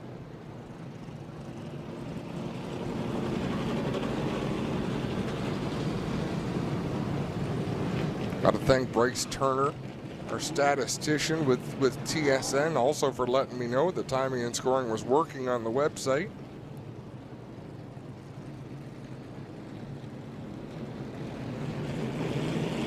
And so it is. 56 laps are complete. The top 20 are on the lead lap. It'll be 21 once Larry Jackson gets his free pass. So those lap down are.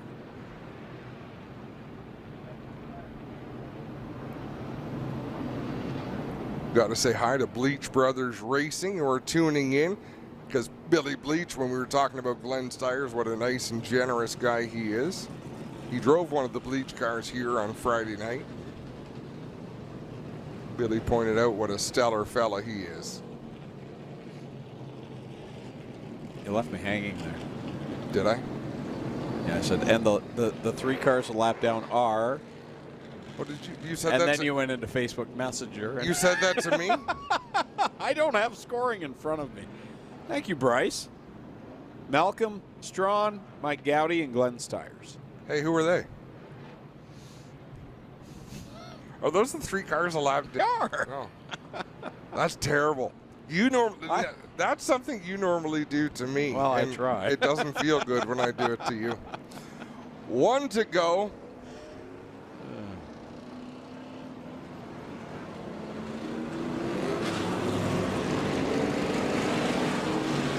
It's not like I was going on my phone to check my dating profile. Like these are racing-related notes. We get a lot of information over the course of a race from crew members and people watching, and it helps us look more intelligent than we are. Clayton Lapsevich again choosing to restart on the inside of the racetrack. 44 laps to go here in the Freestone Dirt Classic.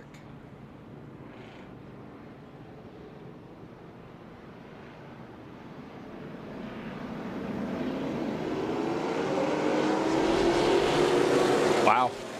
The pack really sticking together that time. No one got away from anyone on that restart, and it's 3 wide off the corner. Again, Kevin Lacroix with a great run through the middle of 1 and 2. He gets up in front of Friesen. Look at Dave Bailey on the bottom. He passed 4 cars going into the corner, lost 3 of the spots, but if he could get that same run off the bottom off of 4, boy, oh boy, he'd be to the front. He'd be leading, yeah. Down the back straight, Marc-Antoine Cameron and Brandon Watson to the outside of the 36. Ahead of them, DJ Kennington alongside Stuart Friesen. Bailey really able to make some ground from the entry to the center of 3 and 4. But he just can't get back to the power to keep that momentum rolling.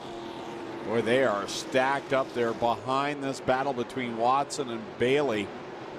It's tight. Close quarters racing. Look at Ranger now in the thick of it. Contact there. Out in front, Trayton Lapsevich opening a gap on Ken Schrader. He's got about 5 car lengths. This might be as big a lead as we've seen, as we got a crash on the front stretch. I believe the Stacy family just had a reunion. Dexter Stacy and Wallace Stacy sliding to a stop there at the end of the front straightaway. Dexter going to stay on track, but Wallace headed pit side with that number 66. How many cars will be a lap down now, Greg? What? What were you saying? Let's have a look at this replay from our speed shot. Oh. Wallace Stacy got a little bit loose off of the corner, and then someone straightened him out and then some. Flipped the wall spinning out and collected his son Dexter Stacy. There's going to be a little bit of body work for these teams to do tomorrow. Trayton really flexed a bit of muscle there on that last restart. He pulled away quite a bit. He sure did. What do we have going on here?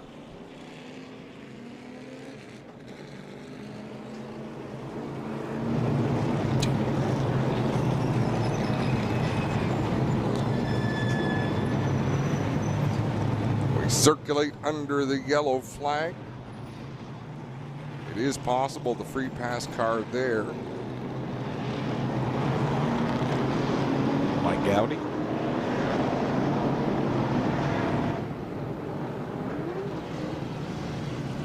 Okay, there is one. I was waiting for him to come around. Muskoka driver. Not a lot of race car drivers from Muskoka. A lot of hockey players up there. Nope, don't do that, Mike. Don't do that. He'll stay behind the pace car, truck.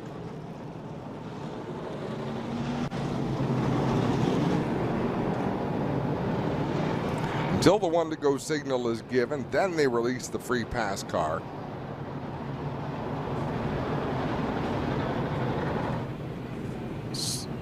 Whoa. Holy moly. This just got serious. Navajo Tacos still open. Tacos, scone dogs, dessert tacos, coffee, and more behind the announce tower and in the announce tower now. Oh, wow. Wowzers. Oh, is that strawberry juice? The best. Yes, it is. All right. Well, it's been fun, Adam. Thanks for having me today. It's true what they say. It's better to be lucky than good.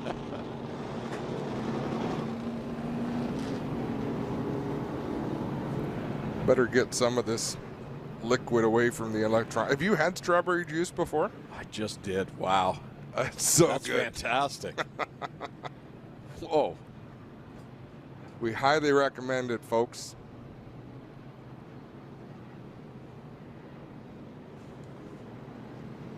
You know when you taste something and you automatically add it to your favorite list? That was that. Boy, that's good. We used to have it so Glenn Steyer's brother Kurt, they were partners in the Speedway for the longest time. Kurt also owns lacrosse teams. They always had strawberry juice there after the games. In fact, Kurt Steyer's, because they used to have the games over at the Iroquois Lacrosse Arena, and at the end of every game he served dinner for the team and for the visiting team. Oh, really? These players would beat the tar out of each other. Lacrosse is a violent game. And then they'd have dinner after. And have some strawberry juice together. Yep. Now Mike Gowdy will pass the caution car and will line up double file to restart next time out of 4. 59 laps complete. 41 laps to go here in the Freestone Dirt Classic. Like we said, tomorrow night's program, the same as tonight. The race is called the Pinty's 100, but you're going to see the same cast of characters. I'll be curious to see how many cars are rewrapped before tomorrow night's event. And I'll wager a guess that in the next 40 laps, there's some enemies that haven't even formed yet that are going to happen in these 40 laps, that tomorrow night they're going to be banging on each other because of what happens here. You make a good point. Lapsevich down low, headed to the restart zone. Stuart Friesen once again pushing Kenny Schrader down to turn number 1. They'll go 3 wide through 1 and 2. Oh, trouble. Brandon Watson goes around, clips Andrew Ranger. Ranger goes around, goes for a long slide. Dave Bailey got up into the wall a little bit on the back straightaway. We will stay under green. Good job by Ranger and Watson to continue on. There's quite a bit of damage, I think, on the front of the 9 machine. We'll have a look at that as he comes down the front stretch as the action continues on to the front. Lacroix now makes the move on Schrader. Some drivers making their move forward, though, is really impressive. Alex Gannett moving up. Marc-Antoine Cameron moving up. Kevin Lacroix doing battle on the inside of Ken Schrader. Dave Bailey still riding inside the top 10. He's in a comfortable spot, although he's got Daniel Bois on his back bumper. Meanwhile, here's the battle for that second spot. Lacroix and Schrader, maybe a little bit of contact that time into 3. Schrader going to clear the 74 of Lacroix off of turn number 4. Trayton Lapcevich has opened up a pretty sizable gap out in front in that number 20. Let's see if Kenny Schrader can close that in with Kevin Lacroix pushing him from behind. Trayton Lapcevich, these last couple of restarts, has really managed to pull away from Ken Schrader and setting a torrid pace out in front, looking to go back-to-back here at Ohsweken on the dirt. Trayton about a 1/10 of a second faster that last lap than Ken Schrader, but Schrader must be able to look in that rear view mirror just a little bit out there. We're seeing a lot of drivers who got their laps back trying to work their way through the field. Aaron Turkey, Larry Jackson. Okay, you have live timing and scoring. Where's Alex Tagliani now? Turn 2. No, I know, but what position is he? Got to be more specific. He's running 11th. Exactly. With the night he has had, he's in 11th. And he's driving that thing sideways off of turn 4, right behind Daniel Bois in the 31, who's had a great night. Behind him is David Hebert in the 01. So a lot of drivers trying to work their way through the field. 34 laps to go. Things have separated themselves out a little bit amongst the top 5 as Schrader now has some breathing room. Kevin Lacroix has dropped off his back bumper. And then there's a gap back to Stuart Friesen in the 4th spot, who's got DJ Kennington about a car length off of him.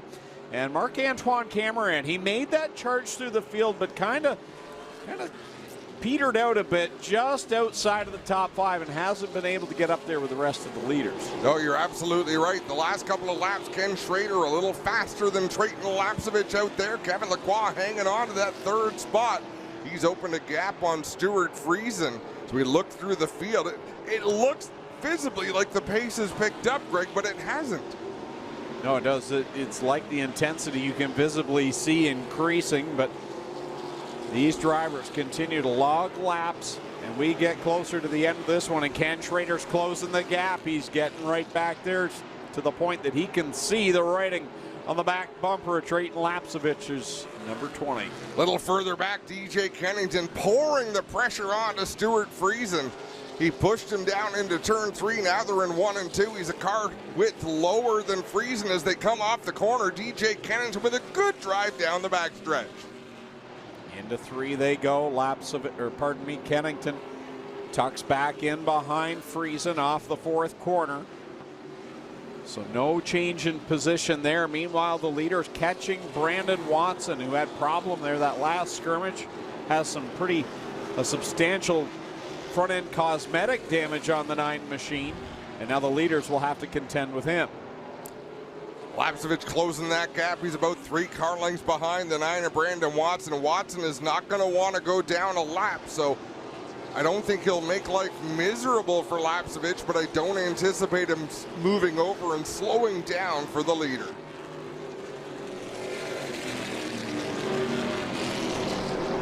Off of corner 4 and across the stripe to complete lap number 72 now for Trayton Lapcevich, as he will look low on Brandon Watson to try and work by him. Ken Schrader will be next in line. Kevin Lacroix has kept pace with the top 2, and they've all pulled away from this battle between Friesen, Kennington, and Cameron. Ken Schrader has more tricks up his sleeve than he's let on. He just came off of turn 4 in a line that he has not run all night long. Well, he might have run it in the heat, because remember the heat? He was so good, but he was running, it seemed, a different line every lap around there. So there might be some things he picked up in that heat that he's going to start trying now as the laps dwindle down. Decades of experience behind the wheel for Kenny Schrader. This time by, it'll be 25 laps to go. Has he got a trick that can outduel the youngster Trayton Lapsevich, who has been so dominant in 2023. Part of that trick might not necessarily be of Kenny's doing, but lap traffic. There is some very heavy traffic coming up for these leaders that they're going to be in the thick of here in not too long as the laps dwindle down with 25 to go. Little further back, Dave Bailey trying all he can to make moves on Alex Gannett in that number 3. Gannett runs right now in the 8th position. Right behind Thomas Neveu with Dave Bailey right behind him. Daniel Bois, Alex Tagliani in tow. Out in front, though, is Trayton Lapsevich by about 4 car lengths over Kenny Schrader. It's like Dave Bailey's caught the wall at some point. Those right side tires have got the white walls going now for the transaxle number 36. As the leader crosses the line another time, 77 on the board. Heavy lap traffic just in front of our leader, Trayton Lapsevich. Ken Schrader, look at him drive deep down into turn number 3, close that gap on the leader. Here they are with this slower traffic. Gowdy is the first car in line. Lapsevich will pick a line and look to go by the 38 machine. He'll go to the bottom side as they'll go door to door through corner number 2 and down the back stretch. Whoa, Lapsevich gets clipped in the right rear by Gowdy. Gowdy off the racetrack. Ken Schrader gets around. That could have been serious damage to Lapsevich's number 20. That's going to bring a caution because there is left front damage to the 38 of Gowdy. He is not going to get going here. Well, they're telling him to go, but that left front. Well, maybe it's not as bad. I thought the left front looked like it was broken and rolled over, but he's got things straightened out and just some hood damage. But boy, to see that replay is going to be interesting.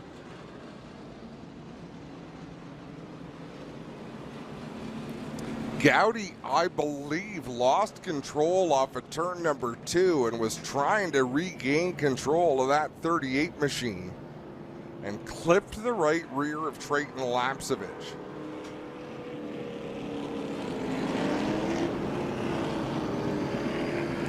Let's have a look at this replay. Yeah, Gowdy came off the wall. Thankfully, hit Lapsevich in the passenger side door instead of right in the right rear, because that very easily could have hooked Lapsevich into the outside wall. Really no visible signs on the 20. That damage on the left front, we noted that early on in the race that was there, but we'll have another look at the right side of the car, but everything looks a-okay considering the hit that he took. It was right just there, ahead of the right rear, right around where the Delta logo is. Brandon Watson going to get the free pass in that number 9. Dexter Stacy taking the 92 back into the pits.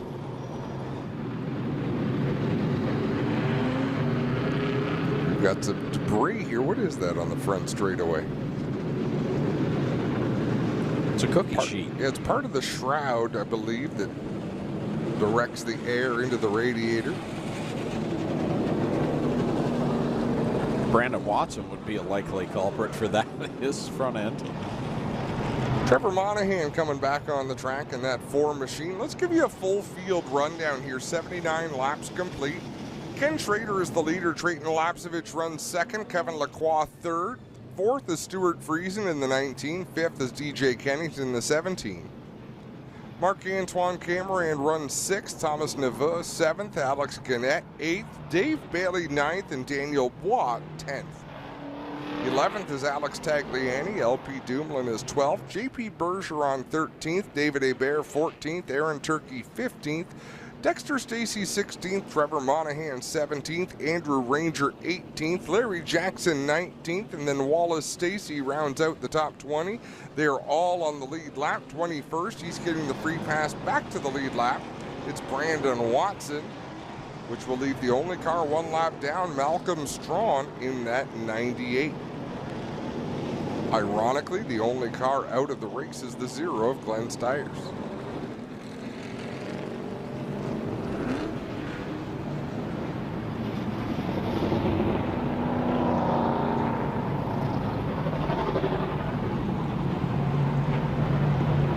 Want to go with the line, we'll double them up. Ken Schrader will be able to choose inside or outside.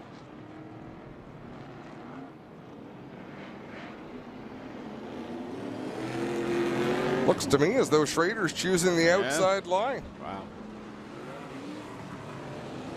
I think he just likes the pushes he's getting from Stuart Friesen. Probably. Trayton's been so good on the bottom.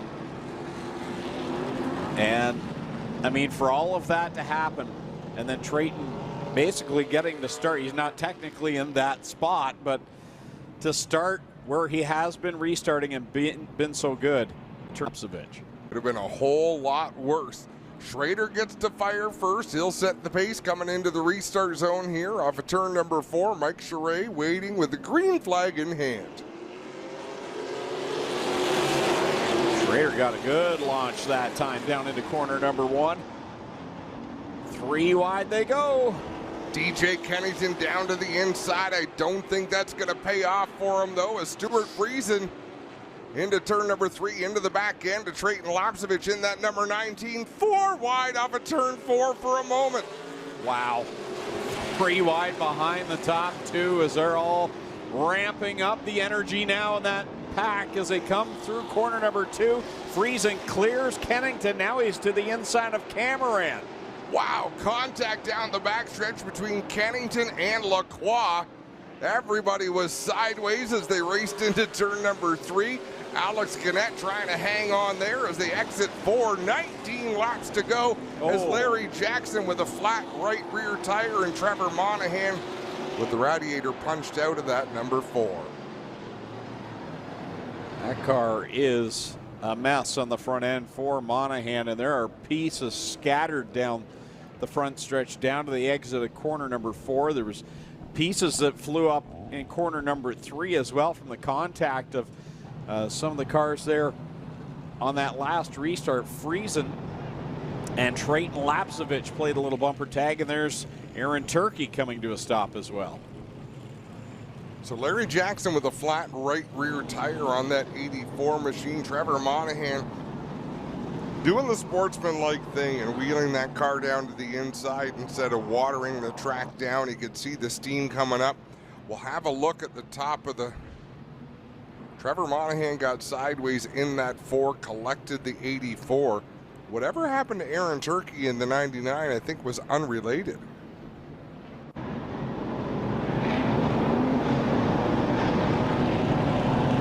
A lot more battle scars now.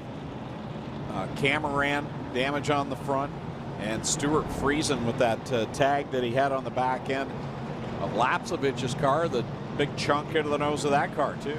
Just coming by you guys, JP Bergeron with the tail cover hanging on the number 1 car as well as he crosses the stripe. Yeah, if I grab that, I could have a whole complete car in a few years. Just like Johnny Cash. Trevor Monahan going to get picked up by the front end. JP Bergeron into the pits. Brandon Watson into the pits in that number 9. You know, there's been so many yellows here, Greg, but the racing has been intense. It's been exciting. These have been hard-earned yellow flags. This race is mimicking, I think, how things played out last year. It took some time for things to ramp up, and by the end, it was heated. And here we sit, 19 laps to go, and you can feel it. You can just feel the energy. You mentioned it earlier on in the race. It feels like the cars are going faster than they were at the start of the night. They aren't, but you can visibly see just the energy. How about Malcolm Strong at Curb Records number 98? He's been a lap down for most of this race, but he stayed 1 lap down. He's got speed in the car. Now he'll get his chance to get back on the lead lap and see what he can achieve here in the final 19 laps.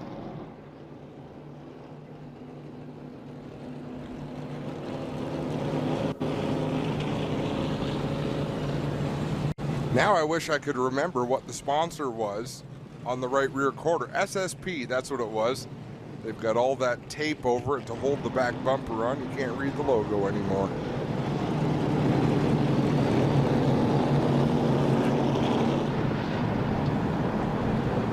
Aaron Turkey going on the hook there in the Sitting Bull Tires 99. Nitro 54 on that car as well, all supporting Aaron Turkey in his efforts here tonight. Ran the 360 sprint car and the NASCAR Pinty Series car. I expect he will do the same thing tomorrow. I also expect these crews are going to have a fair bit of work to do. Now, fortunately, if they do have work, there's plenty of shop space around here that I'm sure they'd be able to pull into. So this is where you start looking at cars. Who's got the cleanest car out there? DJ Kennington's looking pretty sparkly out there. I don't see a lot of donut marks on that, well, super clean 17. He definitely is that tonight. Bailey's still pretty clean. Yeah, Bailey looks Dave good. Bailey in the 36. The one of JP Bergeron now looks like line art on the right side of that race car. Watch when he comes back around. The 19 is Stuart Friesen, 17 DJ Kennington, 20 of Trayton Lapsevich, 22 of Ken Schrader. Let's count how many cars. At the 98, he's got that tape on the right rear, so that doesn't count. So Schrader, Lapsevich. Stewart's and Cameron's are pretty messy now. Stewart's got a big chunk out of the front. DJ's looks good. Kevin Lacroix starting to get some donuts on that 74. Alex Gannett. Dave Bailey, his only real marks there on the passenger side door. And then there's Tagliani. We won't talk about that. Yeah, but he showed up with those marks on the passenger door. They were there when he went through tech. Were they? I see what you mean by line art as well on Bergeron's number 1.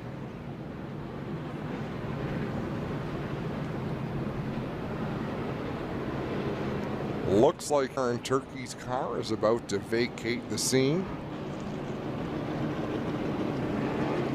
And we should be able to go 1 to go here fairly shortly.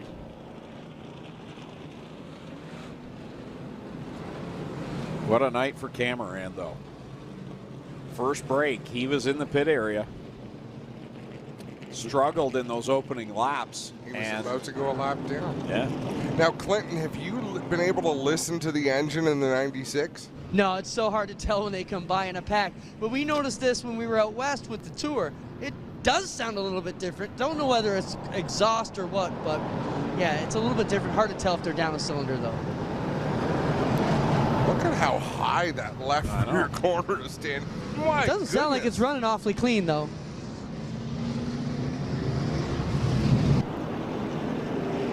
That left rear reminds me of Ryan Beagle's Thunderstock, just the way it's sitting up there. Well, these teams had one crack at it last season, right? There's some very smart crew chiefs out there. Give them a couple of swings. They're going to figure out how to knock it out of the park. Here comes the gang from Freestone Brands, just in time.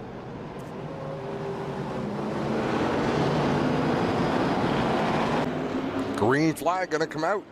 This time Ken Schrader chooses the inside in that 22.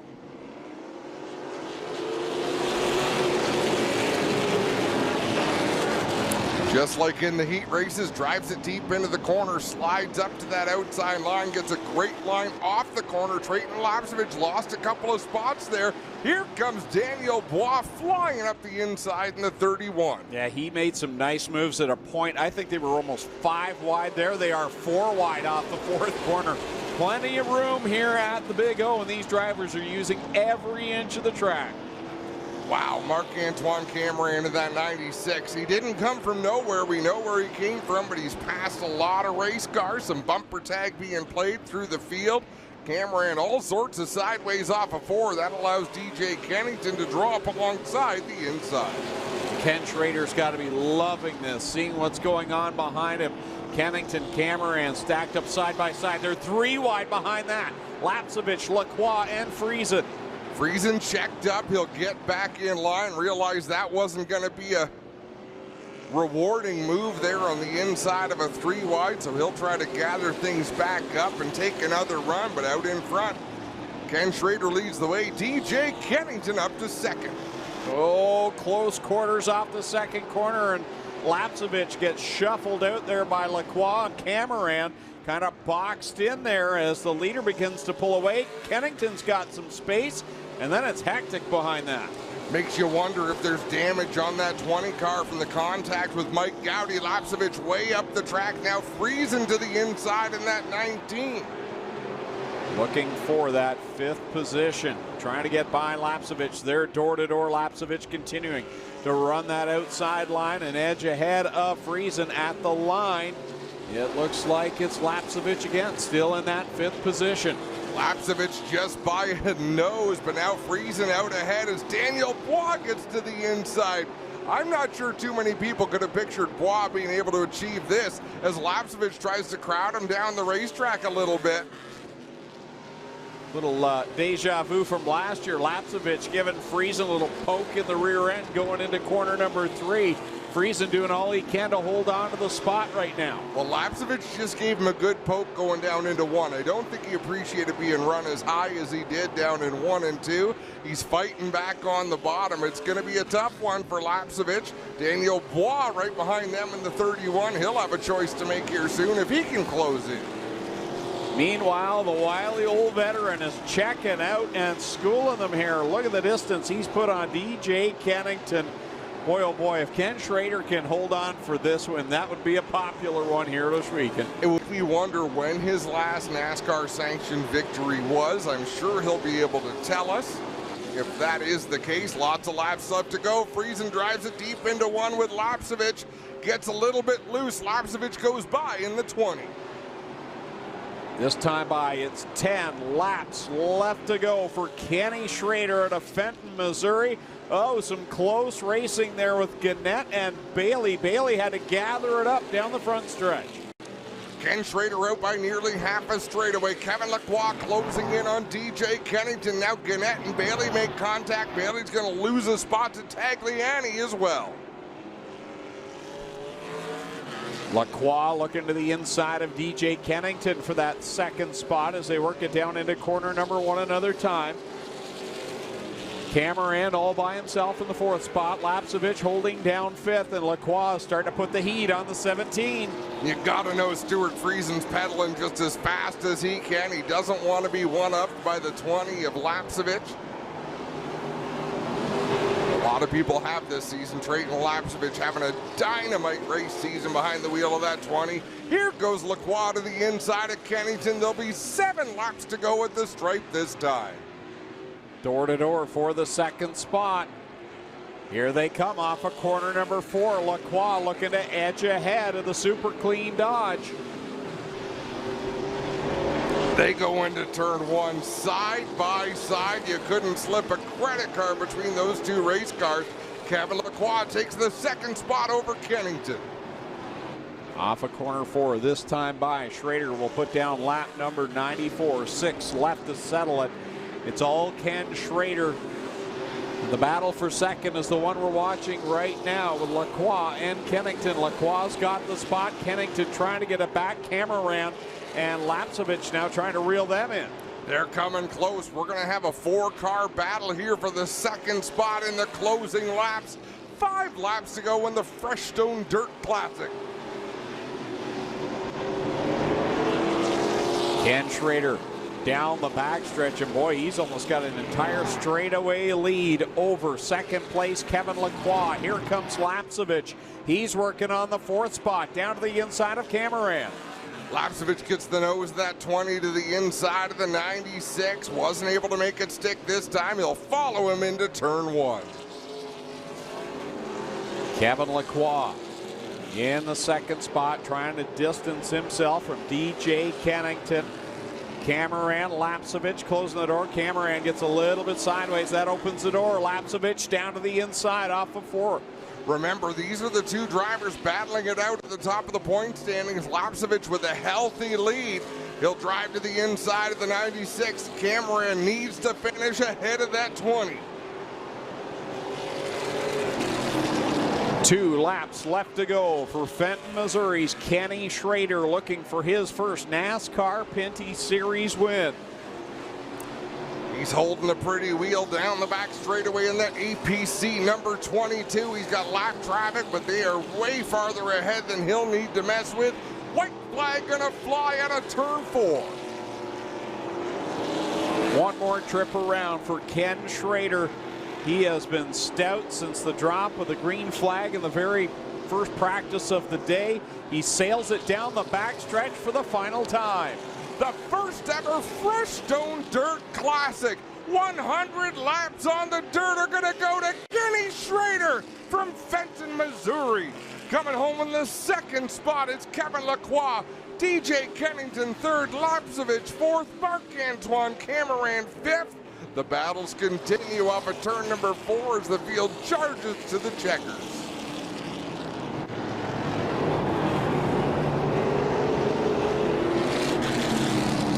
What battles we saw, what a show for the NASCAR Pinty Series. Although there was no fireworks at the white flag, Ken Schrader showed that he's still got plenty of tricks in him in that 22, barely a mark on that APC number 22 for Ken Schrader as he pulls down into victory lane.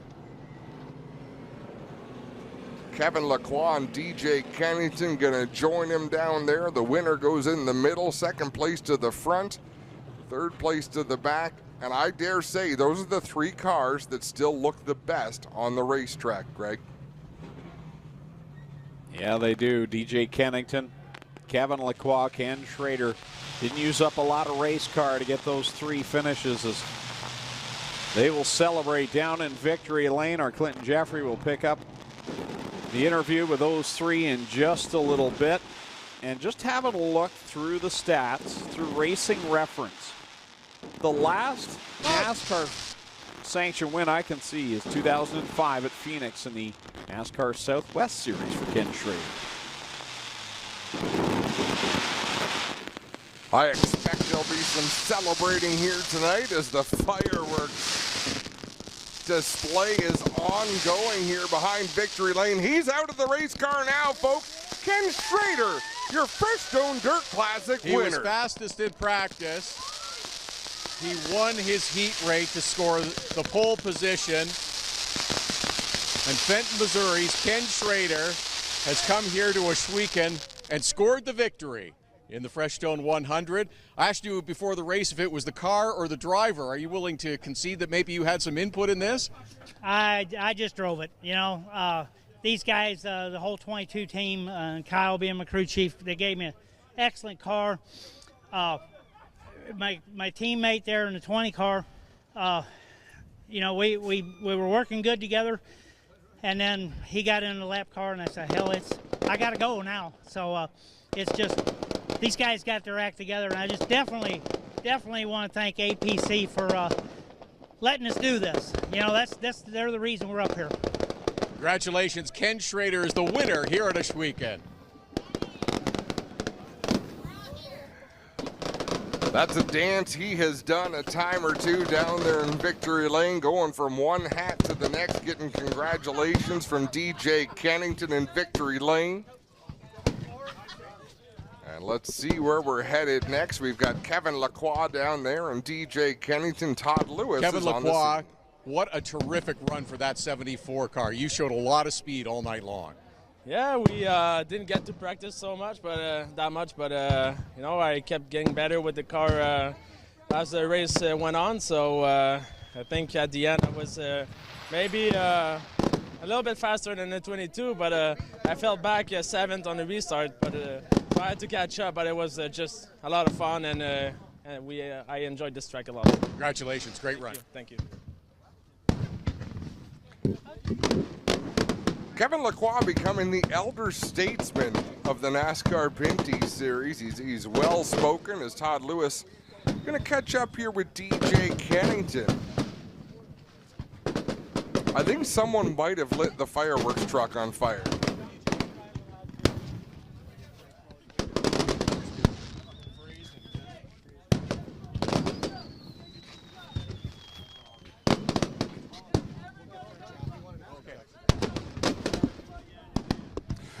Well, for those of you watching on the stream, we'd like to thank you for taking part tonight. Thank you for tuning in. DJ Kennington scores a podium position. What a drive that you had in this car tonight. Yeah, that's super clean. Castle Edge, Spark Power. Hot Rod was really good tonight. CIM Metals, Brimstone Games, Leland, everybody, Brian Cathcart that helps me do this. Man, we've had an up and down season and mainly down, so just happy for my sponsors, for my team. They did a hell of a job, and excited to bring this purple machine back tomorrow and see what we can do. DJ Kennington on the podium at Ohsweken. That'll do it from here at Ohsweken Speedway. For those of you watching the stream, thank you for tuning in. Same time tomorrow night from here at the Big O.